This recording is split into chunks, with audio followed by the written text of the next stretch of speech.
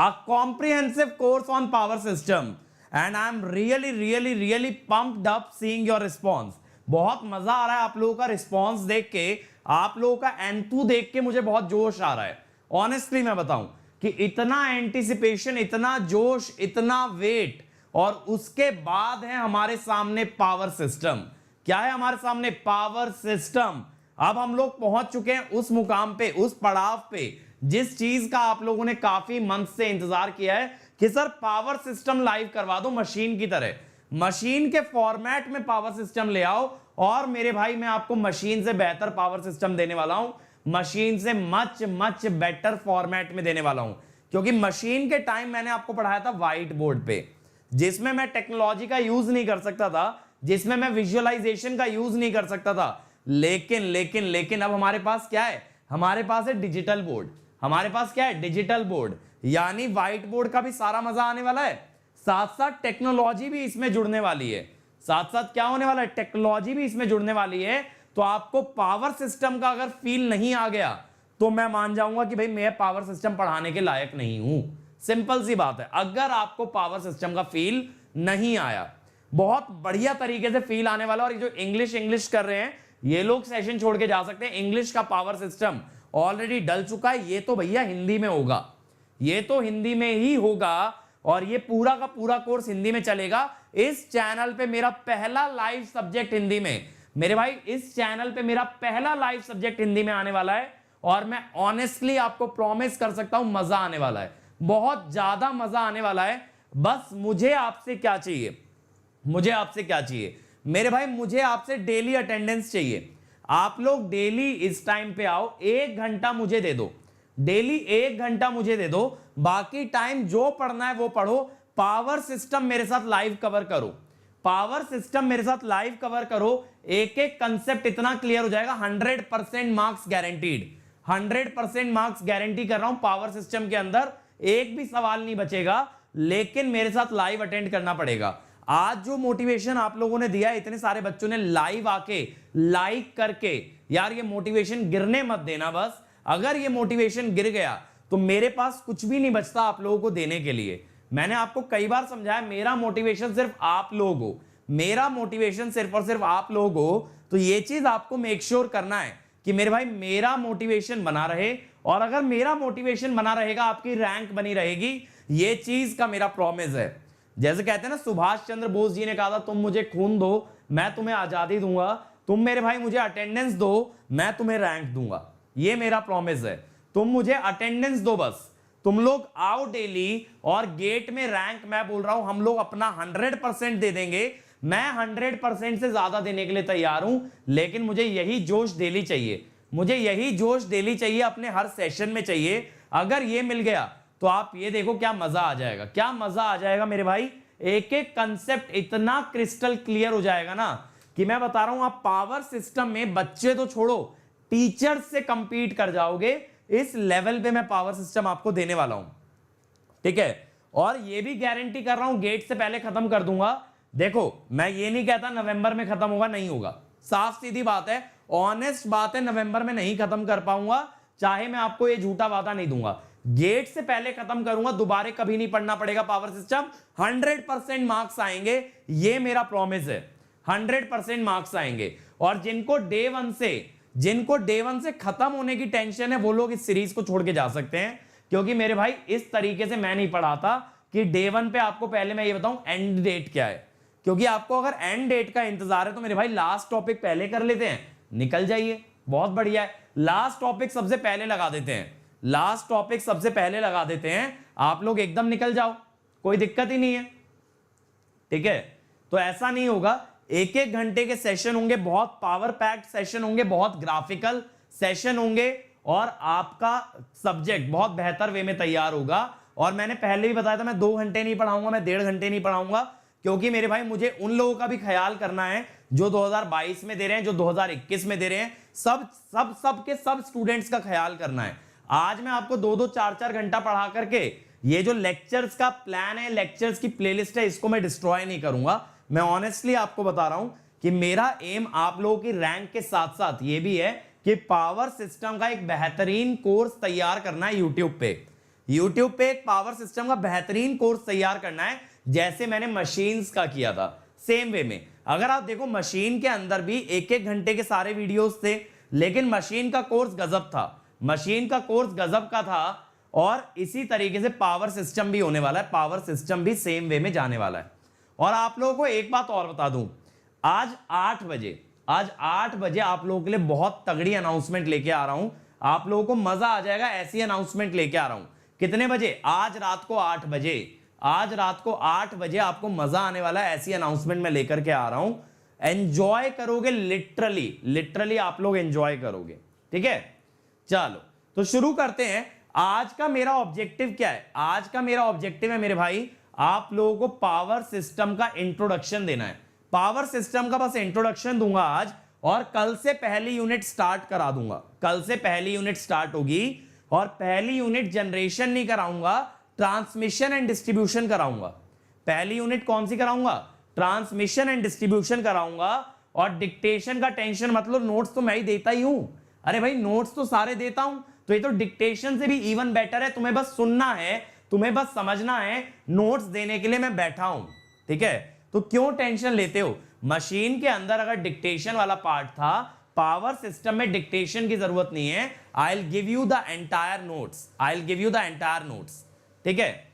ये बात क्लियर है? चलो अब स्टार्ट किया जाए। सबसे पहले जैसा कि हमेशा करते हैं, let me introduce myself for my friends who are watching me for the first time, who are watching me for the first time. My friends, my name is Ankit Goyal. I got AIR1 twice in GATE in 2014 and 2018. I was awarded the President of India Gold Medal by the President himself in the year 2013 when I graduated from IIT Indore. And till date, I have taught more than 1 lakh students in the online and the offline classes. And presently, I am working as a director at an academy for GATE department.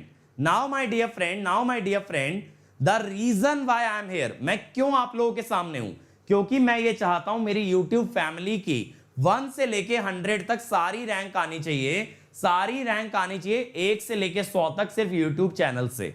और उसके लिए मैंने आपको machine दिया, power electronics दिया, digital दे चुका हूं, ठीक है। Machine, power electronics, digital control दे चुका हूं। इसके अलावा शंकर सर नेटवर्क दे चुके हैं, एनालॉग आने वाला है। तो मेरे भाई इतनी सारी चीजें आपको दे चुका हूं सिर्फ और सिर्फ इसलिए कि आप लोग मुझे अंडर 100 रैंक निकाल के दोगे। अंडर 100 रैंक निकाल के दोगे तो तैयार हो जाओ। अगर अंडर 100 रैंक निकालना चाहते हो तो आज से मेरे साथ जुड़ जाओ। गारंटी दे रहा हूं, पावर सिस्टम में कहीं नहीं फंसोगे, पावर सिस्टम में कभी नहीं फंसोगे, इस चीज की गारंटी है। और जो आप लोगों का डिमांड आ रहा है सर एक दिन में 2 लेक्चर, लेटर ऑन कर दूंगा नवंबर में। अभी अक्टूबर में मेरा पैक्ड है, अक्टूबर में मैं एक दिन में 1 ही लेक्चर लूंगा। मे भी नवंबर में मैं 2 लेक्चर्स लेके आपका सिलेबस थोड़ा सा फास्ट ट्रैक कर लूं, लेकिन अभी नहीं। अभी अक्टूबर में डेली 7 PM to 8 PM 8:15 इतने तक जाएगा अपना लेक्चर डेली, ठीक है। चलो अब इसके अलावा मेरे भाई देखो, रैंक लानी है तो मैं हमेशा एक चीज कहता हूं, एक ऐप डाउनलोड करके रख लो, Unacademy learning app. Unacademy learning app download करके रख लो। क्यों मेरे भाई? क्योंकि वहां पे है free classes, free quizzes, free test series. हाँ भाई टेस्ट सीरीज भी फ्री चल रही है। अभी संडे मैंने नेटवर्क का टेस्ट लिया है, इस संडे विशाल सोनी सर डिजिटल का लेने वाले हैं, ठीक है। इस संडे विशाल सोनी सर डिजिटल का लेने वाले हैं। तो मेरे भाई ये ऐप डाउनलोड करना अनिवार्य है, ये ऐप डाउनलोड करना अनिवार्य है, ये ऐप कंपलसरी है। ऐप डाउनलोड कर लो। तो मेरे भाई इतना जरूर मेहरबानी करना कि इस लिंक पे चले जाना। लिंक दिख रहा है ना सबको?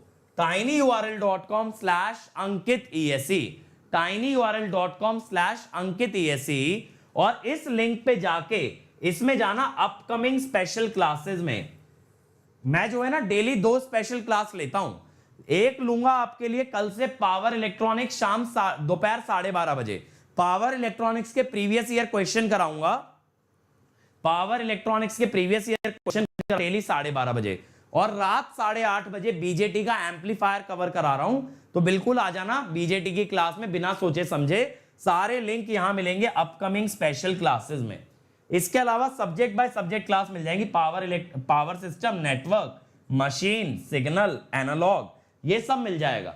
ये सब कुछ सब मिल जाएगा। बस ये URL रट डालो जल्दी से। सारे लोग ये URL चैट सेक्शन में डालो।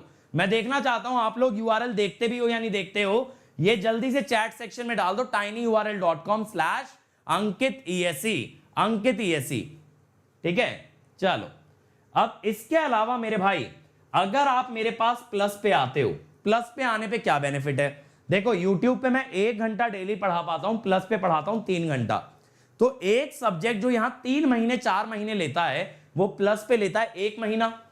इसके अलावा प्लस पे दूंगा डेली प्रैक्टिस पेपर जिसमें क्वेश्चन दूंगा होमवर्क के लिए। इसके अलावा प्लस पे होती है हर संडे को क्विज जिससे आपका टेस्ट चेक हो जाता है कि भाई कितना आपकी तैयारी है। प्लस पे मिलेंगे प्रैक्टिस क्वेश्चन जो मोबाइल में कैरी कर सकते हो, जहां जाओ वहां लगा सकते हो। इसके अलावा प्लस पे मिलेंगे previous year question, crash course, और मेरे भाई सबसे गजब की बात, प्लस पे मैं 5 तारीख से स्टार्ट कर रहा हूं डाउट बैच। प्लस पे 5 अक्टूबर से स्टार्ट हो रहा है डाउट बैच। क्या स्टार्ट हो रहा है? Doubt batch. इसमें क्या होगा, हर हफ्ते 3 घंटे आपके डाउट आंसर किए जाएंगे। एक एक घंटा 3 दिन आपके डाउट आंसर किए जाएंगे प्लस पे। और अगर आइकॉनिक पे आते हो तो और मजे की बात है, आइकॉनिक में मिल जाएगा एक पर्सनल कोच। ये आपके टेस्ट सीरीज को भी देखेगा, आपने कितने नंबर लाया, कहां से लाया, कहां लूज हुए। ये आपके प्रैक्टिस क्वेश्चन भी देखेगा, कहां नंबर ला रहे हो और कहां छोड़ रहे हो। और ये आपका पूरा प्लान बनवाएगा, टाइम टेबल बनवाएगा, सब चीजें करवाएगा ये पर्सनल कोच। और ये पर्सनल कोच वो होगा मेरे भाई जो गेट और ईएसई दोनों निकाला है। जो बंदा गेट और ईएसई दोनों फोड़ा है ना, वो आपको ये बताएगा कैसे फोड़ा जाएगा गेट और ईएसई में। और जब ऐसा बंदा दिन रात आपके साथ काम करेगा ना, तो आपका मोटिवेशन कभी डाउन नहीं हो सकता, आपका एनर्जी कभी डाउन नहीं हो सकता, आप रैंक लाके रहोगे। इसके अलावा मेंस का क्यूए प्रैक्टिस मिलता है आइकॉनिक में, और मिलता है एक्स्ट्रा स्टडी मटेरियल, और मिलता है स्टडी प्लानर, और मिलती है एक्सपर्ट गाइडलाइंस। ये सारी चीजें आपको मिलेंगी आइकॉनिक में। दूसरी बात सबसे बड़ी बात, ये सब अनअकैडमी के पेड कोर्सेज हैं, इनकी फीस क्या है इसके लिए लास्ट तक वेट करो, मैं लास्ट में फीस वगैरह सब बताऊंगा, ठीक है, लास्ट में फीस वगैरह सब बताऊंगा। दूसरी बात, YouTube पे डाउट बैच नहीं लगा सकते इतने स्टूडेंट्स में, it is not practically possible, ठीक है, YouTube पे नहीं आ सकता डाउट बैच। और जो आप रोज 2 क्लासेस की बात कर रहे हो, तो मैंने बोल दिया रोज 2 क्लासेस का मैं प्लान करूंगा, लेकिन नवंबर में, अक्टूबर में 1 क्लास पर डे। चलो अब स्टार्ट किया जाए मेरे भाई, सेशन को। सेशन स्टार्ट करते हैं जल्दी से। सबसे पहले मैं बात करूंगा सिलेबस की, आपका पावर सिस्टम का सिलेबस क्या है, ठीक है। तो देखो, अच्छा एक बात और मैं बता दूं, प्लस के प्राइजेस बहुत जल्दी बढ़ने वाले हैं, आजकल में ले लो, ऐसा ना हो कि इस हफ्ते में प्राइस हाइक हो जाए और फिर बाद में आपको सेम सब्सक्रिप्शन का ज्यादा पैसा देना पड़े। तो मेरे भाई अगर सोच रहे हो 1 महीने 2 महीने बाद लेने का, तो अभी से ले लो। अरे क्रैश कोर्स करेंगे ना सैटरडे संडे, भैया कैसे गायब हो आप लोगों को ये मालूम कैसे नहीं है? क्रैश कोर्स सैटरडे से स्टार्ट हो रहा है। विशाल सोनी सर, मैं, Kamesh sir, Shankar sir, daily मतलब सैटरडे संडे 4 क्लास, संडे लगेंगी, ठीक है। सब सब्जेक्टों का कराएंगे क्रैश कोर्स। गेट से पहले पूरा रिवीजन वाइंड अप करेंगे, फ्री टेस्ट सीरीज दे रहे हैं, फ्री सिलेबस करा रहे हैं। अब मेरे भाई क्या कहते हैं, ये बात याद रखना कि इससे ज्यादा तो मैं कुछ नहीं कर पाऊंगा। Complete syllabus, revision, test series सब दे रहा हूं। चलो सिलेबस की बात करते हैं। सबसे पहले क्या क्या टॉपिक्स आते हैं। सबसे पहली आपकी यूनिट है मेरे भाई ट्रांसमिशन एंड डिस्ट्रीब्यूशन। कौन सी यूनिट है? Transmission and distribution.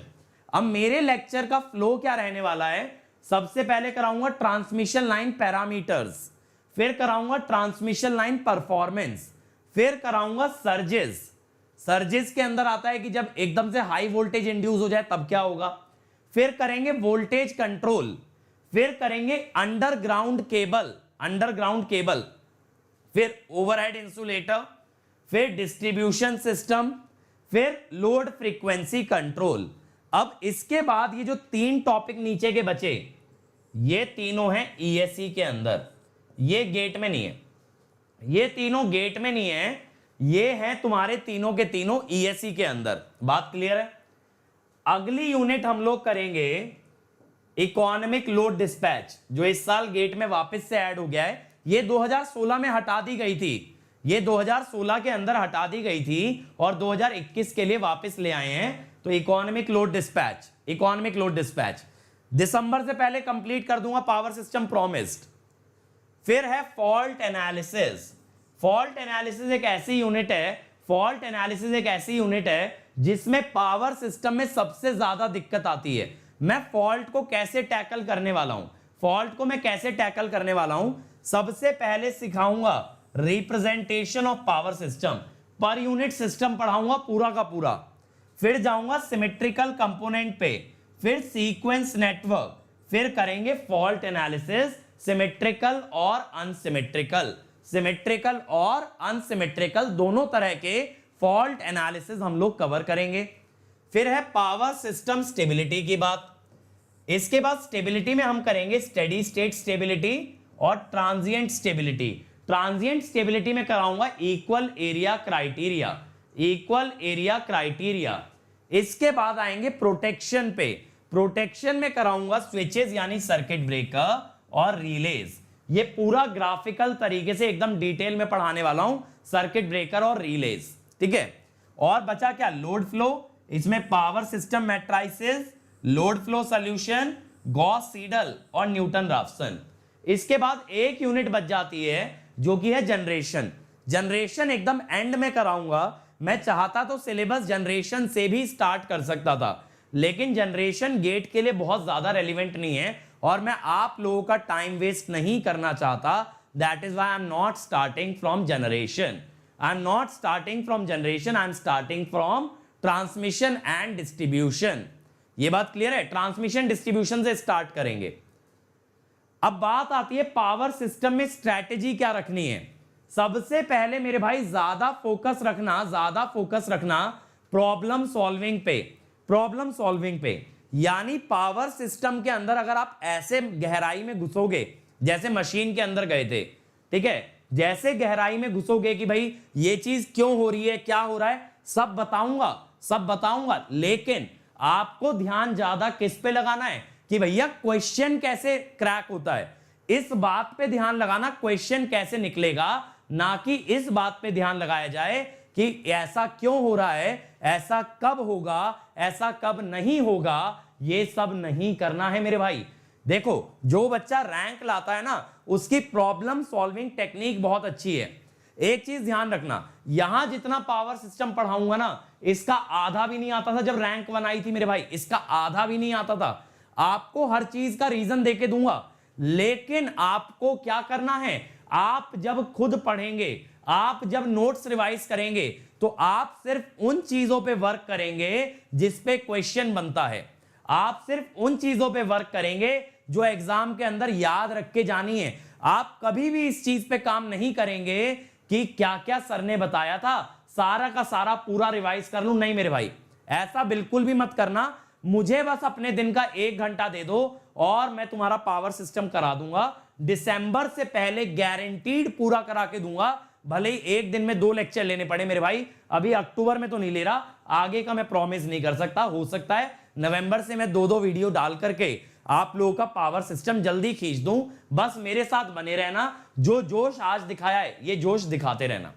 अब देखो, पावर सिस्टम और मशीन में डिफरेंस है। बहुत सारे बच्चे नहीं कर पाते फर्क, वो सोचते हैं भाई दोनों में एक ही तरह से जाएंगे, दोनों में एक ही तरीके से जाएंगे।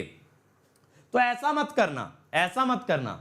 मशीन के अंदर जितना डीप जाओगे उतना सीखते चले जाओगे, लेकिन पावर सिस्टम के अंदर अगर क्वेश्चन ओरिएंटेड अप्रोच नहीं रखा, तो मेरे भाई पावर सिस्टम नहीं तैयार हो पाएगा। पावर सिस्टम और मशीन में मेजर फर्क क्या है? पावर सिस्टम और मशीन के अंदर सबसे बड़ा डिफरेंस ये होता है कि मशीन के अंदर सारे कंसेप्ट डिटेल में होते हैं।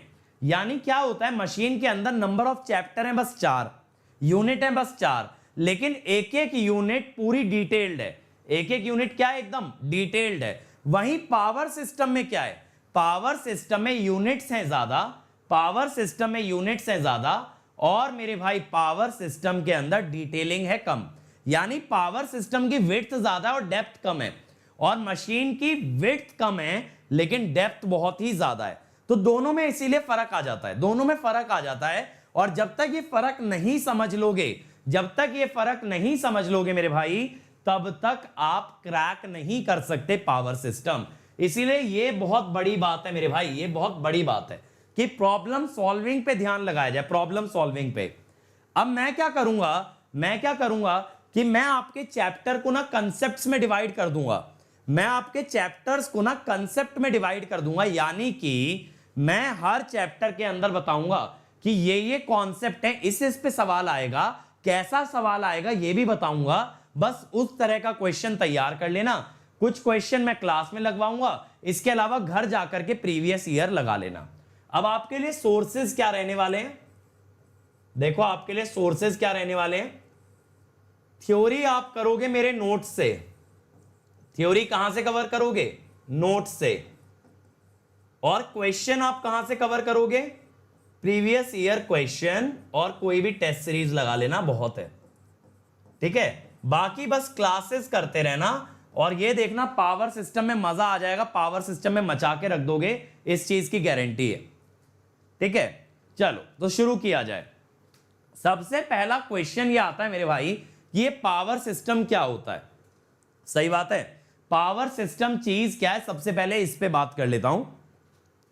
तो पावर सिस्टम एक ऐसा सिस्टम होता है जो जनरेशन, ट्रांसमिशन और डिस्ट्रीब्यूशन तीनों पे वर्क करता है। जनरेशन, ट्रांसमिशन और डिस्ट्रीब्यूशन पे तीनों पे वर्क करता है, वो है आपका पावर सिस्टम, वो है आपका पावर सिस्टम। यानी यहां पे देखो पावर सिंक्रोनस जनरेटर जनरेट करेगा, ठीक है, फिर वो पावर को ट्रांसमिशन लाइन कैरी करेगी, फिर डिस्ट्रीब्यूशन सिस्टम उसे लोड को डिस्ट्रीब्यूट करेगा और फिर लोड उसे कंज्यूम करेगा। यानी पावर बनने से लेके पावर कंज्यूम होने तक ये जो पूरा का पूरा सिस्टम है आपके चारों तरफ, दैट इज पावर सिस्टम। यानी मशीन जो है ना पावर सिस्टम का सबसेट है। कैसे, देखो जनरेटर जो होता है वो पावर जनरेट कर रहा है। आप जनरेटर कहां पढ़ के आए हो मेरे से, मशीन्स में, सिंक्रोनस मशीन के अंदर सिंक्रोनस जनरेटर। फिर ट्रांसफॉर्मर वोल्टेज को अप डाउन करता है, ये भी आपने कहां पे पढ़ा है, मशीन के अंदर। अब इसके अलावा ट्रांसमिशन लाइन, ये चीज हमने मशीन में नहीं की है, तो पावर सिस्टम का ये हिस्सा हम कवर करेंगे पावर सिस्टम में। पावर सिस्टम का जो ट्रांसमिशन लाइन वाला पार्ट है वो पावर सिस्टम में ही आएगा, that is not a machine. अब इसके अलावा लोड में क्या होगा, ज्यादातर या तो पैसिव लोड होंगे, या तो इंडक्शन मोटर होगी, या तो सिंक्रोनस मोटर होगी। अब ये जो लोड्स हैं, इंडक्शन मोटर, सिंक्रोनस मोटर, ये आप पढ़ के आ रहे हो ऑलरेडी मशीन्स के अंदर, तो ये भी हमने मशीन में कवर कर लिया। यानी मशीन के अंदर हमने सारा पार्ट कवर कर लिया पावर सिस्टम का, सारे एलिमेंट कवर कर लिए, सिवाय किसके, सिवाय ट्रांसमिशन लाइन के। इसीलिए क्या होता है, पावर सिस्टम के अंदर जो शुरुआत करूंगा वो ट्रांसमिशन लाइन से करूंगा, ताकि सारे एलिमेंट पहले कवर्ड रहें और फिर पूरे पावर सिस्टम पे बात करें कि भाई फॉल्ट आ गया तब क्या होगा, स्टेबिलिटी का प्रॉब्लम आ गया तब क्या होगा, प्रोटेक्ट कैसे करेंगे, पूरे सिस्टम का एनालिसिस कैसे करेंगे। ये सारी बातें तब अच्छी लगती हैं जब एक बार पूरा सिस्टम बन जाए, एक बार पूरा सिस्टम बन जाए, तब ये सारी बातें करना अच्छा लगता है। तो सिस्टम बनाने के लिए क्या क्या चाहिए, synchronous generator, transformer, induction motor, transmission line, जिसमें से 3 चीजें कवर कर चुके हैं। ट्रांसमिशन लाइन मैं इस सब्जेक्ट के अंदर कवर करूंगा। तो समझ आया पावर सिस्टम क्या चीज है। पावर सिस्टम के बिना कोई भी देश सरवाइव नहीं कर सकता, क्योंकि पूरा electricity generation, transmission, distribution, consumption पूरा का पूरा पावर सिस्टम है। यानी पूरा इलेक्ट्रिकल इंजीनियरिंग क्या है, कहां आके रुकता है, कहां आके यूज होता है, सिर्फ पावर सिस्टम में। पूरा का पूरा इलेक्ट्रिकल इंजीनियरिंग एक जगह आके टिकता है, दैट इज पावर सिस्टम। अब तक आपने जो भी पढ़ा हर चीज का एप्लीकेशन है पावर सिस्टम। मशीन पढ़ लो, यूज होगा पावर सिस्टम में। पावर इलेक्ट्रॉनिक्स पढ़ लो, यूज होगा पावर सिस्टम में। नेटवर्क पढ़ लो, यूज होगा पावर सिस्टम में। यानी power system is a field where all components और all subjects of electrical engineering combine. आप कहोगे सर ऐसा नहीं है, कंट्रोल कहां यूज होता है सर, ऐसे कैसे बोल दिया आपने। होता है मेरे भाई, बिल्कुल होता है। ये जो मैंने टॉपिक लिखवाया ना, लोड फ्रीक्वेंसी कंट्रोल, इसमें कंट्रोल सिस्टम ही लगता है। यहां P controller, pi controller, PID controller, सारी चीजें यूज हो जाती हैं मेरे भाई। तो इसीलिए ऐसा मत सोचो कि इलेक्ट्रिकल का कोई भी सब्जेक्ट ऐसा हो कि जो पावर सिस्टम में ना आता हो, सब चीजें आती हैं। तो पावर सिस्टम ना सबका एक सुपर सेट है, इसके बच्चे हैं ये सारे। मशीन इसका बच्चा है, पावर इलेक्ट्रॉनिक्स है, control system, signal system, network, सब चीजें यहां लगेंगी, सब चीजें लगेंगी। ठीक है, अब देखो थोड़ी सी बात कर लेते हैं इस देश के पावर सिस्टम के बारे में। इंडिया के पावर सिस्टम से आप लोगों को वाकिफ करा देता हूं, ताकि उसके बाद मैं आप लोगों से बात करूं पावर सिस्टम के वर्किंग पे और पावर सिस्टम के कंसेप्ट्स पे। कंसेप्ट एकदम बेहतरीन तरीके से पढ़ाऊंगा और एकदम ग्राफिकल तरीके से पढ़ाऊंगा कि आपको मजा आ जाए। अच्छा मुझे बताओ, ये जो पैटर्न है ये क्या आपको मशीन से ज्यादा पसंद आ रहा है या नहीं? आपको मशीन से ज्यादा मजा आ रहा है कि नहीं आ रहा इस पैटर्न के अंदर? ठीक है, तो सबसे पहले हिस्ट्री की बात करते हैं। 1890 में इंडिया के अंदर सबसे पहले हाइड्रो इलेक्ट्रिक पावर प्लांट लगाया गया था। हाइड्रो इलेक्ट्रिक पावर प्लांट लगाया गया था कब? 1890 में, 1890 में। ठीक है मेरे भाई, मुझे ये बताना छोड़ दो कि क्या लगाना है क्या नहीं लगाना है, आज के सेशन पे ध्यान दे दो, वरना आगे की प्लानिंग में कभी भी प्रेजेंट नहीं कर पाओगे। समझ रहे हो ना? आप लोग की आदत क्या है, पावर सिस्टम आ गया तो मशीन मांगोगे, मशीन आ गया तो पावर इलेक्ट्रॉनिक्स, पावर इलेक्ट्रॉनिक्स आ गया तो पावर सिस्टम। ठीक है, तो ये तो आपका चलता रहेगा, ये आपका चलता रहेगा मेरे भाई। जो आपके हाथ में आप कभी वो नहीं देखोगे, आप बिल्कुल ये देखोगे अगला क्या चाहिए।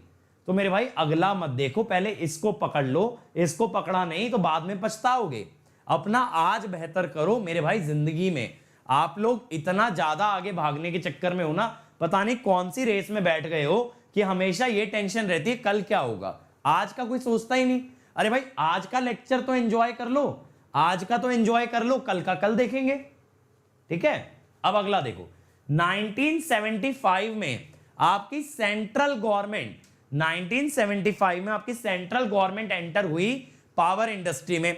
अरे सर फिर उससे पहले क्या होता था? 1975 से मेरे भाई पहले क्या होता था, सारी स्टेट गवर्नमेंट के हाथ में थी पावर जनरेशन, यानी पावर जनरेट भी स्टेट गवर्नमेंट करती थी, पावर डिस्ट्रीब्यूट भी स्टेट गवर्नमेंट करती थी। इसको कभी सेंट्रलाइज नहीं किया गया था। अब आप ये सोचो ये काम कितना लेट हुआ है। पावर प्लांट लगने के 85 इयर्स बाद, पावर प्लांट लगने के 85 इयर्स बाद आपकी सेंट्रल गवर्नमेंट पावर सेक्टर में एंटर हुई, और आज बातें उससे निकलने की हो रही हैं। आप देख रहे हो, एंटर होने में 85 इयर्स लग गए और निकलने का सोचने में 40 साल ही लगे आधे टाइम में। ठीक है, चलो सेंट्रल गवर्नमेंट एंटर हो गई। अब सेंट्रल गवर्नमेंट किसके थ्रू एंटर हुई? पीएसयू, जो आप सबका मेजर इंटरेस्ट है ना, पीएसयू, जैसे एनटीपीसी, पावर ग्रिड, इन सब के थ्रू। तो एनटीपीसी आया, एनटीपीसी। फिर इसके कुछ साल बाद, 14 साल बाद आया आपका, 14 साल बाद आया आपका पावर ग्रिड, 14 साल बाद आया आपका पावर ग्रिड। तो पावर ग्रिड का काम क्या था? पावर ट्रांसमिशन के बारे में सोचना, पावर ट्रांसमिशन के बारे में उन्हें सोचना था कि कैसे पावर को सप्लाई से लेके लोड तक पहुंचाएंगे। ये काम किसने किया? पावर ग्रिड ने। ठीक है भाई, 1990 में आपका एचवीडीसी का बाइपोलर लिंक डाला गया। बाइपोलर लिंक, ये बाइपोलर लिंक क्या होता है? इसमें दो वायर होती हैं, एक जो आपकी पॉजिटिव पोलैरिटी की होती है और एक जो आपकी नेगेटिव पोलैरिटी की होती है। ये चीज मैं आपको बताऊंगा जब मैं एचवीडीसी डिस्कस करूंगा। अभी के लिए बाइपोलर पे मत जाओ, अभी के लिए बाइपोलर के अंदर मत जाओ, अभी के लिए वर्क करो एचवीडीसी पे कि भैया एचवीडीसी आया 1990 में, और 1998 में 1998 के अंदर 765 केवी वाला लिंक डाला गया। तो इंडिया का पावर सिस्टम ग्रेजुअली डेवलप हुआ है, क्योंकि ये सारी वैल्यूज ना आप देखोगे, आप 765 केवी देखोगे पावर सिस्टम के अंदर, तो मैंने पहले ही बता दिया 765 केवी कब आया? ये आया 1998 के अंदर। ठीक है, और 1990 में आया एचवीडीसी बाइपोलर लिंक, 1989 में पावर ग्रिड आई, 1975 में सेंट्रल गवर्नमेंट ने एंटर किया, और 1890 के अंदर पहला हाइड्रो इलेक्ट्रिक पावर प्लांट लगाया गया। अब इसके बाद देखो इंडिया के अंदर कौन कौन सी ग्रिड है। इंडिया के अंदर एक्चुअल में 5 पावर ग्रिड थी, 5 पावर ग्रिड थी। पहली पावर ग्रिड नॉर्दर्न, दूसरी ईस्टर्न, तीसरी नॉर्थ ईस्टर्न, चौथी वेस्टर्न और पांचवी सदर्न। अब क्या था शुरुआत में, ये पांचों ग्रिड ना अलग अलग फ्रीक्वेंसी पे चलती थी, यानी इनके बीच का इंटरकनेक्शन नहीं था। समझ रहे हो ना? कभी भी पावर ट्रांसफर के लिए सबसे बड़ी कंडीशन ये होती है कि सिस्टम के अंदर फ्रीक्वेंसी सेम होनी चाहिए। ऐसा क्यों होना चाहिए, कभी मैं आपको एक अलग से क्लास लेके बता दूंगा कि सेम फ्रीक्वेंसी क्यों रिक्वायर्ड होती है। बट अभी के लिए इतनी बात करते हैं कि सभी के सिस्टम्स की फ्रीक्वेंसी सेम होगी, तभी एक सिस्टम से दूसरे सिस्टम पावर जा सकती है। राहुल मेरे भाई, पावर ग्रिड का मतलब है, ग्रिड क्या होती है? एक मैट्रिक्स होती है ना। पावर ग्रिड यानी ग्रिड एक मैट्रिक्स जिसमें हजारों लाखों जनरेटर लगे हैं, हजारों लाखों लोड लगे हैं, वो क्या है? एक पावर ग्रिड है। अब मेरी बात को ध्यान से समझना। तो क्या होता है, कभी भी पावर ट्रांसफर करनी है तो सेम फ्रीक्वेंसी चाहिए। बात यह आती है पावर ट्रांसफर करनी क्यों है। अब देखो मेरे भाई, कुछ एरियाज ऐसे होते हैं, जैसे बेंगलोर है जहां मैं रह रहा हूं, हैदराबाद है, ये सब है जहां बहुत ज्यादा इंडस्ट्रीज डेवलप्ड है। दिल्ली हो गया, मुंबई हो गया, तो यहां पावर का ना कंजम्पशन बहुत ज्यादा है। और जब पावर का कंजम्पशन बहुत ज्यादा है मेरे भाई, तो क्या हो रहा है कि इतनी पावर जनरेट नहीं हो रही, यानी बेंगलोर में पावर का उत्पादन उतना नहीं है जितना पावर की खपत है। The generation of power is less as compare to the demand.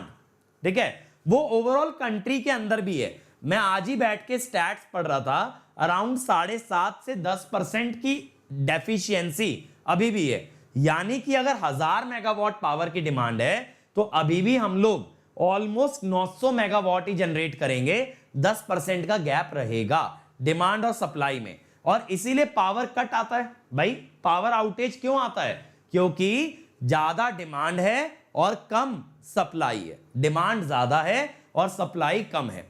लेकिन अब कुछ हिस्से ऐसे होते हैं भाई, इंडस्ट्री नहीं चलाएंगे तो देश आगे नहीं बढ़ेगा। अगर बैंगलोर में आईटी सेक्टर नहीं चलेगा तो एक कंट्री बैठ जाएगा। तो यहां पावर चाहिए, लेकिन वो पावर बैंगलोर खुद जनरेट नहीं कर सकता, तो इसको पावर कहीं ना कहीं से ड्रॉ करनी पड़ेगी। अब मेरे भाई ये ड्रॉ कहां से करे? अब जैसे आसाम जैसा एरिया जो ईस्टर्न वाला एरिया है या नॉर्थ ईस्टर्न वाला एरिया है मेरे भाई, अब ये लोग तो पावर कंज्यूम नहीं करते, लेकिन ये जनरेट जरूर करते हैं। क्यों कंज्यूम नहीं करते? क्योंकि यहां खपत कम है, क्योंकि ये यहां पे कंजम्पशन कम है। कंजम्पशन क्यों कम है? क्योंकि इंडस्ट्रियलाइजेशन कम है। इस वजह से यहां पावर एक्सेस है और आईटी सेक्टर्स में या फिर इंडस्ट्रियल एरियाज में पावर डेफिशिएंसी है। तो भैया पावर का नेटवर्क बनाना तो जरूरी है, और इसीलिए इसे बोलते हैं पावर सिस्टम नेटवर्क। ठीक है, तो पावर सिस्टम नेटवर्क क्या है? एक ऐसा नेटवर्क जिसमें जनरेटर भी है, लाइंस भी हैं, लोड भी हैं, ये पूरा एक नेटवर्क, एक सर्किट बन गया है।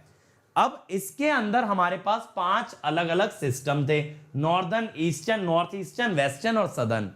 अब इन्हें जब तक जोड़ोगे नहीं तब तक पावर ट्रांसफर एक दूसरे के बीच नहीं हो पाएगी। तो क्या हुआ, दो दो करके जोड़ना शुरू किया। जैसे नॉर्दर्न और नॉर्थ ईस्टर्न को जोड़ा, फिर ईस्टर्न और नॉर्थ ईस्टर्न को जोड़ा, ऐसे करके ना दो दो के ग्रुप में जोड़ के सबसे पहले ये चारों जोड़ दिए। सबसे पहले आपके ये चारों जोड़ दिए। अब ये चारों जब आपके जुड़ गए तो बचा कौन सा? सदर्न। अब भाई सदर्न की फ्रीक्वेंसी अलग थी बाकी चारों से। इसकी फ्रीक्वेंसी 49 हर्ट्ज के आसपास थी और बाकी की 50 हर्ट्ज के आसपास थी। तो फ्रीक्वेंसी मैच नहीं हो रहा था, तो इनको आपस में जोड़ा गया HVDC लिंक से। तो HVDC लिंक क्या था? एक डीसी लिंक था जहां दोनों एंड्स पे कितनी फ्रीक्वेंसी मैटर नहीं करती, दोनों छोर पे कितनी कितनी फ्रीक्वेंसी है ये मैटर नहीं करती, इसीलिए इनको किससे जोड़ा? HVDC से। लेकिन मेरे भाई मैं चाहता था इनको AC लिंक से जोड़ना। किससे चाहता था? AC लिंक से जोड़ना। अब AC लिंक से जब जोड़ना चाहता था तो मुझे सदर्न रीजन की फ्रीक्वेंसी बढ़ा के किसी भी तरीके से 50 हर्ट्ज पे लाना पड़ेगा। तो मैंने क्या किया, सदर्न की फ्रीक्वेंसी को इंक्रीज किया, उसको मैं इन 4 सिस्टम्स के आसपास लेके आया, और तब हमने क्या किया, इन 5 को एक साथ जोड़ दिया, और तब बात बनी वन नेशन वन ग्रिड। जो हमारे देश का सपना था कि एक देश के अंदर एक देश के अंदर एक ही ग्रिड होनी चाहिए, वो सपना पूरा हुआ कब? 31 दिसंबर 2013 को। 31 दिसंबर 2013 को। 2006 में ये चारों साथ काम करने लगे थे। 2006 के अंदर ये चारों साथ काम करने लगे थे, लेकिन 2013 में जाकर के पांचों ने साथ काम किया, यानी हमें 7 साल लग गए मेरे भाई पांचों को एक साथ वर्क कराने पे। लेकिन आज की डेट में ये पांचों एक साथ काम करते हैं। हमारे देश की फ्रीक्वेंसी भी एक है, हमारे देश की ग्रिड भी एक है, और हमारा देश भी एक है। तो ये यूनिटी दिखाता है मेरे भाई, हमारे देश के अंदर पावर की टर्म्स में कोई डिवीजन नहीं है, कोई भेदभाव नहीं है कि ये नॉर्थ ये साउथ, कुछ भी नहीं है। तो हमने पावर सिस्टम को एक सिंगल एंटिटी बनाया 2013 के अंदर जाके। ये सारी चीजें आपको हेल्प करती हैं जब आप किसी से पावर सिस्टम के बारे में इंटरेक्शन करते हो या कहीं इंटरव्यू देने बैठते हो, कि आप अपने देश की हिस्ट्री जानते हो, आप अपने देश की हिस्ट्री जानते हो। ये बहुत बड़ी बात है, बहुत बड़ी बात है। अगर इलेक्ट्रिकल इंजीनियर होके अपने देश के पावर सिस्टम को नहीं जाना तो फिर क्या जाना? ठीक है, तो फिर क्या जाना? ठीक है भाई, चलो अब देखो इंस्टॉल्ड कैपेसिटी कितनी कितनी है। अब सबसे पहले मैं बात कर रहा हूं अलग अलग सेक्टर में। ठीक है, सेंट्रल सेक्टर में कितनी है मेरे भाई? 94,000 मेगावाट, यानी 94 गीगावाट। स्टेट सेक्टर में है 103 गीगावाट, और प्राइवेट सेक्टर में है 175 गीगावाट। तो प्राइवेट सेक्टर का कितना परसेंट कंट्रीब्यूशन है? कितना परसेंट कंट्रीब्यूशन है जनरेशन में? 47%। तो मेरे भाई कभी आपसे कोई ये बात पूछ ले कि सबसे ज्यादा पावर कौन सा सेक्टर जनरेट करता है, आप बोलोगे सबसे ज्यादा कौन जनरेट करता है? सबसे ज्यादा जनरेट करता है प्राइवेट सेक्टर। ठीक है, ये बात क्लियर हुई? तो टोटल जनरेशन या टोटल कैपेसिटी कितनी है? 372 गीगावाट। 372 गीगावाट, ये बात क्लियर हुई? और ये देखो डिस्ट्रीब्यूशन दिख रहा है, यहां 47% आपका आ रहा है प्राइवेट सेक्टर से। 47% आ रहा है प्राइवेट सेक्टर से। ठीक है भाई, अब इसके बाद जनरेशन की बात करें, हमारे पास अलग अलग सोर्सेज हैं। ठीक है, अब देखो थर्मल पावर कंट्रीब्यूट करता है इंडिया के अंदर मेजॉरिटी ऑफ पावर, 62.1%। 62.1% जनरेट करते हैं थर्मल पावर से। थर्मल पावर के अंदर फायदा ये होता है, ये हर सीजन के अंदर पावर दे सकती है। अब आप पूछ रहे हो प्राइवेट सेक्टर का एग्जांपल, तो अदानी पावर। ठीक है, अनमोल पूछ रहे हैं स्टेट सेक्टर का। मेरे भाई जो state government owned companies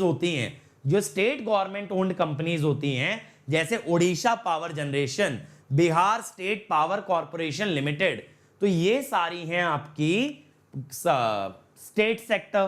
private sector जैसे टाटा, अदानी, अंबानी, ये सब आ जाते हैं आपके प्राइवेट सेक्टर में।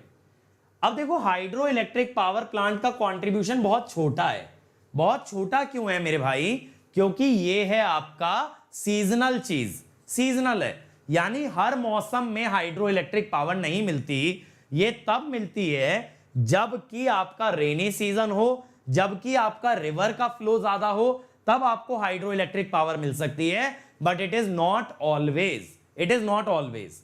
न्यूक्लियर पावर, मैं मानता हूं न्यूक्लियर पावर में इंडिया अभी भी एक बिगिनर कंट्री है, एक स्टार्टिंग कंट्री है। इंडिया अभी प्रो नहीं है, इंडिया अभी बहुत बड़ा देश नहीं है न्यूक्लियर पावर में, इसीलिए इसका कंट्रीब्यूशन है सबसे कम। और लास्ट में रिन्यूएबल का अगर देखोगे तो इसका कंट्रीब्यूशन है 23.8। तो आपसे क्वेश्चन कैसा पूछा जा सकता है इंटरव्यू के अंदर? पूछा यह जा सकता है कि भैया कितना कंट्रीब्यूशन है, या ये कह दो कि अगर इनको डिक्रीजिंग ऑर्डर में अरेंज करें तब क्या होगा? Thermal, renewable, hydroelectric, then nuclear. Thermal, renewable, hydroelectric, then nuclear. ठीक है, तो सबसे ज्यादा पोर्शन देखो, सबसे बड़ा पोर्शन है थर्मल का। सबसे बड़ा पोर्शन किसका है? थर्मल का। और सबसे छोटा पोर्शन किसका है, न्यूक्लियर का। ठीक है भाई, ये बात क्लियर हुई। अब आते हैं पावर सिस्टम के स्कीमेटिक पे कि भाई पावर सिस्टम दिखता कैसा है, उसके ब्लॉक डायग्राम के अगर बारे में बात करें तो देखो सबसे पहले होता है आपका जनरेशन। ये जो है ना, ये दोनों जनरेटर हैं। अब ये जनरेशन कितना होता है, 11 केवी पे होता है, कभी कभी 33 केवी पे होता है। जनरेशन इतनी वोल्टेज पे होता है। रिन्यूएबल माने सोलर, विंड, टाइडल, ये सारी रिन्यूएबल है। ठीक है। अब ये आता है मेरे भाई आपका बीच में एक स्टेप अप ट्रांसफॉर्मर। ये मैं आपको ट्रांसमिशन लाइन में लिखवाऊंगा भी कि ये स्टेप अप ट्रांसफॉर्मर क्यों आया। तो ये आया स्टेप अप ट्रांसफॉर्मर। अब मेरे भाई इसने क्या किया, इसने वोल्टेज का लेवल बढ़ा के पहुंचा दिया 220 से लेके 765 केवी तक। 220 से लेके 765 केवी तक इसके लेवल को पुश कर दिया और यहां से निकाल दी टाई लाइंस। टाई लाइंस का क्या मतलब है, जैसे देखो अब आपका नॉर्दर्न रीजन है और नॉर्थ ईस्टर्न रीजन है, इनको अगर आपको साथ में कनेक्ट करना है, इनको अगर आपको साथ में कनेक्ट करना है तो कोई वायर, कोई ट्रांसमिशन लाइन से कनेक्ट करोगे ना, तो वो ट्रांसमिशन लाइन क्या कहलाएगी, टाई लाइन। आपसे कोई पूछे भैया टाई लाइन क्या होती है, आप बोलोगे टाई लाइन के नाम में ही उसका रहस्य है। जो टाई करे यानी कि जो दो चीजों को बांधे, जो दो चीजों को साथ में कनेक्ट करे, that is a tie line. तो टाई लाइन क्या करती है, दो सिस्टम्स को एक साथ कनेक्ट करती है, दो अलग अलग पावर सिस्टम को एक साथ कनेक्ट करती है। अब इसके बाद आता है ये step down transformer. Step down transformer. अब ये स्टेप डाउन ट्रांसफॉर्मर क्या करता है, ये वोल्टेज के लेवल को और नीचे लेके आता है 33 से 132।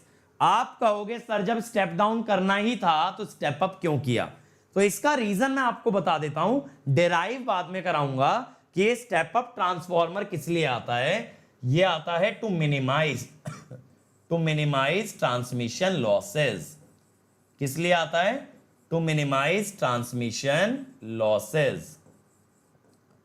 ठीक है, उसके लिए आपका स्टेप अप ट्रांसफॉर्मर आता है। अब आप कहोगे सर स्टेप अप करने से लॉस कैसे कम हुआ, ये बिल्कुल मैं डिराइव कराऊंगा, ये बिल्कुल मेरे भाई मैं डिराइव कराऊंगा, लेकिन अभी नहीं, अभी बेसिक बात कर रहे हैं। अब ये स्टेप डाउन ट्रांसफॉर्मर वोल्टेज को नीचे ले आया 33 केवी या 132 केवी। अब इस पे आपने सप्लाई किए बड़े कंज्यूमर। बड़े कंज्यूमर का मतलब है भैया जो बड़ी इंडस्ट्रीज हैं, जो बड़ी इंडस्ट्रीज हैं, जो आपका थ्री फेस लोड लेंगी, जो आपका थ्री फेस लोड लेंगी, जैसे कहीं थ्री फेस इंडक्शन मोटर चल रही है, कहीं थ्री फेस सिंक्रोनस मोटर चल रही है, तो वहां के लिए आपने लगाया ये हाई वोल्टेज लेवल। फिर इसके बाद एक और स्टेप डाउन ट्रांसफॉर्मर आया, एक और स्टेप डाउन ट्रांसफॉर्मर आया, तब ये वोल्टेज पहुंची डिस्ट्रीब्यूशन लेवल पे, डिस्ट्रीब्यूशन लेवल पे। अब ये डिस्ट्रीब्यूशन लेवल क्या था, यहां आप मीडियम स्केल इंडस्ट्रीज को सप्लाई करोगे। मीडियम लार्ज कंज्यूमर का मतलब है मीडियम स्केल इंडस्ट्री, जो छोटे ऑफिसेज होते हैं, जैसे आईटी सेक्टर हो गया। आईटी सेक्टर बहुत हाई पावर कंजम्पशन वाला नहीं है, लेकिन कोई मान लो किसी ने कोई मिल लगा रखी है, किसी ने कोई फैक्ट्री लगा रखी है, अब वहां बहुत ज्यादा आपको एनर्जी की जरूरत है, तो वहां तो आप हाई वाला लोगे। और ये जो छोटी छोटी कंपनीज होती हैं, ऑफिसेज होती हैं, वो हो गए मीडियम लार्ज कंज्यूमर। अब इससे आपने एक और डोमेस्टिक लोड को भी सप्लाई किया, 415 वोल्ट या 240 वोल्ट पे आपने किसको सप्लाई किया, आपने सप्लाई किया डोमेस्टिक लोड्स को, जो हमारे घरों में बिजली आती है, जो हमारे घरों में इलेक्ट्रिसिटी आती है, वहां आपने सबसे कम वोल्टेज लेवल पे सप्लाई किया। अगर सिंगल फेज की बात करें तो 220 से लेके 230 वोल्ट तक की बात होती है। जैसे देखो मेरे सामने अभी यूपीएस रखा है, ये दिखा रहा है 231 वोल्ट की रेटिंग और मिनिमम दिखा रहा है 230, यानी इसकी वोल्टेज फ्लक्चुएट कर रही है 230 से लेके 231। मैं आपको बताऊं ये बोर्ड, एसी, और ये लाइट्स, ये सब चलाने के लिए यहाँ यूपीएस लगा हुआ है, और वो यूपीएस रीडिंग दे रहा है 230 और 231। तो इस वोल्टेज पे आप सप्लाई करते हो घर वाले लोड, डोमेस्टिक वाले लोड, और इंडस्ट्रियल लोड हमेशा केवी में आपको सप्लाई करने होते हैं। ये बात क्लियर हुई स्कीमेटिक। और मेरे भाई डरो मत, लिख के ही पढ़ाऊंगा, लेकिन थ्योरी नहीं लिखूंगा। जितनी भी डेरिवेशंस है वो सब लिख के लॉजिकली डिराइव कराऊंगा। तो ये मिक्स रहेगा टेक्नोलॉजी का और ट्रेडिशनल टीचिंग का। मैं दोनों जगह से आपको बेस्ट निकाल के दूंगा और आपको समझ आएगा कि ये टीचिंग व्हाइट बोर्ड टीचिंग से बेटर क्यों है, बिल्कुल समझ में आएगा। बस थोड़ा मेरे साथ बने रहो, थोड़ा मेरे साथ बने रहो, ठीक है। इतनी जल्दी आप डिमांड डिमांड डिमांड रखते चले जाते हो मेरे भाई, कभी मेरी भी मान लिया करो। तुम्हारी अगर पता है मैं मानने पे आ गया ना, अगर मैं हर बात तुम्हारी मान लूं तो ये गारंटी है तुम्हारी रैंक नहीं आएगी। क्योंकि तुम लोग जो चाहते हो ना, तुम चाहते हो बिना मेहनत के रैंक आ जाए। वो तो वैसे भी एक तरीके से फेल है, वो तो वैसे भी फेल है, बिना किसी मेहनत के रैंक आ नहीं सकती। और तुम मेरे को एक पैराडॉक्स दे देते हो कि सर बिना मेहनत कराए किसी तरीके से रैंक दिलवा दो। तो मैं तो क्या भाई, मैं भगवान थोड़ी हूं। भगवान आपको हो सकता है और चैनल्स पे मिल जाए, लेकिन इस चैनल पे तो नहीं मिलेगा। इस चैनल पे इंसान से ही काम चलाना पड़ेगा, ठीक है। चलो अब देखो, जब पावर सिस्टम डिजाइन करते हैं तो उसके ऑब्जेक्टिव क्या होते हैं भाई। पावर सिस्टम डिजाइन करते वक्त क्या ध्यान रखा जाता है? सबसे पहले भैया की सस्ती बिजली देनी है, सस्ती पावर जनरेट करनी है, सस्ती पावर जनरेट करनी है। तो सस्ती पावर जनरेट आप कैसे करोगे? आप यहां पे मेरे भाई दो टॉपिक पढ़ोगे। पहला टॉपिक आप यहां पे पढ़ोगे इकोनॉमिक जनरेशन, ठीक है, कि किस तरह से पावर जनरेशन की कॉस्ट मिनिमाइज की जाए। और दूसरा आप पढ़ोगे इकोनॉमिक डिस्पैच। क्या पढ़ोगे? Economic dispatch. ये दो चैप्टर ऐसे आएंगे जो कि आपकी पहले ऑब्जेक्टिव को सेटिस्फाई कराएंगे, ठीक है। इसका क्या मतलब है कि हमारा जो सिलेबस है ना, वो इसी तरीके से डिजाइंड है कि आप पावर सिस्टम डिजाइन की बात करो, आप पावर सिस्टम कंस्ट्रक्शन की बात करो, और जो जो आपका टारगेट है आप वो सेटिस्फाई करते जाओ। दूसरा, rated voltage and frequency consumer को मिलना चाहिए। यानी अगर मैं कंज्यूमर हूं तो भैया मुझे 50 हर्ट्ज दे दो, 230 वोल्ट दे दो, मैं खुश हूं, मुझे 230 वोल्ट मिल जाए, 50 हर्ट्ज मिल जाए, मुझे और कुछ नहीं चाहिए मेरे भाई, मुझे और कुछ नहीं चाहिए। मेरा लैपटॉप चलता रहे, इंटरनेट चलता रहे, टीवी चलता रहे, मेरी क्लासेस चलती रहे, मैं तो खुश हूं ना। एक आम आदमी को और क्या चाहिए? इंटरनेट चाहिए हमारी जनरेशन को इलेक्ट्रिसिटी चाहिए, खुश है ना, सब लोग खुश हैं। तो रेटेड वोल्टेज एंड फ्रीक्वेंसी देने के लिए आप दो चैप्टर पढ़ोगे, एक वोल्टेज कंट्रोल, मैंने आपको लिखवाया भी था ना, ट्रांसमिशन डिस्ट्रीब्यूशन के सिलेबस में दिखाया था, और एक आप पढ़ोगे फ्रीक्वेंसी कंट्रोल। ये दो टॉपिक आपके हैं किसके लिए? ताकि कंज्यूमर को रेटेड वोल्टेज और रेटेड फ्रीक्वेंसी मिले। अब रिलायबल पावर सप्लाई मिलनी चाहिए भाई कंज्यूमर को। ऐसा ना हो आज पावर है कल पावर नहीं है, तो रिलायबल पावर चाहिए। तो यहां पे आप क्या यूज करते हो? Transmission line and UG cable, यानी दोनों का यूज करके ये मेक श्योर करो कि कंज्यूमर तक पावर पहुंचे।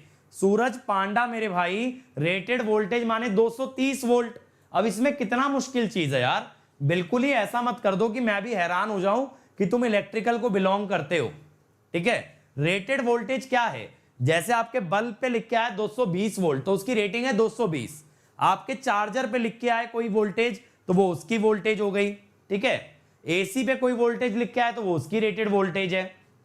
अब देखो, effective protection system should be available. ऐसा इसलिए कभी कोई फॉल्ट आ जाए, कभी सिस्टम में कोई गड़बड़ हो जाए, तो प्रोटेक्शन रहना चाहिए। और आप यहां पे क्या पढ़ते हो?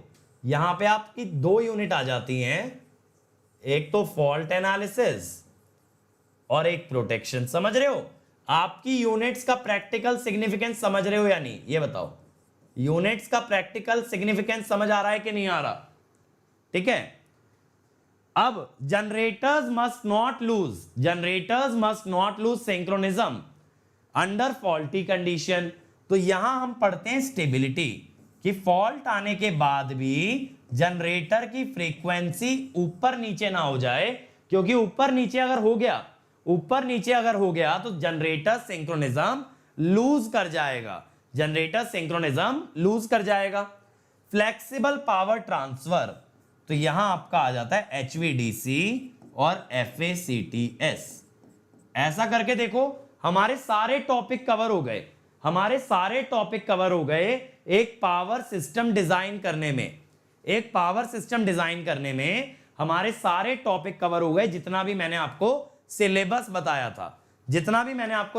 बताया था सारे टॉपिक यहां आपके कवर हो जाते हैं। अब देखो जो लोग थोड़ा सा लेट जुड़े हैं, मैं फिर से बता दूं, पावर सिस्टम पूरा कवर करूंगा। अभी दिन के अंदर एक लेक्चर लूंगा। और अगर आपको ज्यादा जल्दी है मेरे भाई, कि भाई जल्दी से जल्दी सिलेबस निपटाना है, तो कल से मैं सुबह 7 बजे अनअकैडमी पे पावर सिस्टम लेने वाला हूं, जो 13 नवंबर को खत्म भी हो जाएगा। तो अगर उतना फास्ट पढ़ना है डेली 3-3 4-4 घंटे, तो अनअकैडमी पे आ जाओ। और अगर सब्र करके अच्छे वे में अच्छी नॉलेज से पढ़ सकते हो तो मेरे भाई यहां रहना, ठीक है। अब ये मत पूछो HVDC क्या है, FACTS क्या है, सब पढ़ाऊंगा डिटेल में पढ़ाऊंगा, फुल फॉर्म वगैरह हर चीज बताऊंगा। FACTS है फ्लेक्सिबल AC ट्रांसमिशन सिस्टम। लेकिन आपको सब्र करना पड़ेगा मेरे भाई, बिना सब्र के कोई फल मिलने वाला नहीं है, ठीक है। ये चीजें क्लियर हो गई आपको। तो आज मैंने देखो आपको फर्स्ट लेक्चर के अंदर सिर्फ ये बताया है मैं पावर सिस्टम में क्या पढ़ाने वाला हूं, पावर सिस्टम की थोड़ी सी हिस्ट्री बताई है। और कल से हम क्या करने वाले हैं, कल से हम लोग पढ़ने वाले हैं ट्रांसमिशन लाइन।